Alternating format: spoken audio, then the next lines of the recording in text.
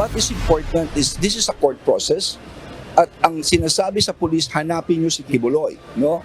So hahanapin namin talaga siya and there are all indications that shows that Kibuloy is in that area. Hindi pa tiyak kung hanggang kailan mananatili ang mga pulis sa compound ng Kingdom of Jesus Christ o KOJC sa Davao City. Ayon kay Department of the Interior and Local Government Secretary Benhur Abalos, may kautusan ng korte na dapat maaresto si Apollo Kibuloy at ito ang kanilang sinusunod ngayon. Gate ng kalihim, ang prosesong ito ay hindi sakop ng inilabas na Temporary Protection Order o TPO ng Davao City RTC Branch 15. Ayon kay Abalos, may mga indikasyon na talagang nasa KOJC compound lamang si Kibuloy at itutuloy nila ang paghahain ng warrant of arrest. Wala kayong karapatan, wala kayong right magtago.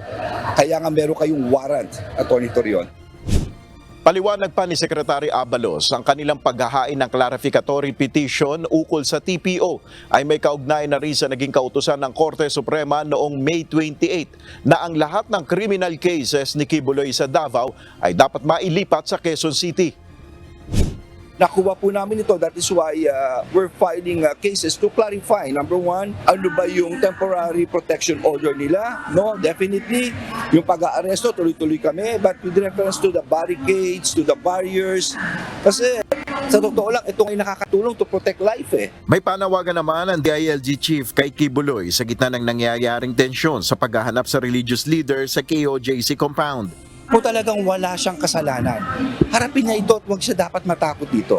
Yun lang, para matapos na po lahat ito, just face the court, Pastor Kibuloy. Nel Maribuhok, UNTV News and Rescue, Diyos ang aming sandigan, serbisyo publiko ang aming pinahalagahan.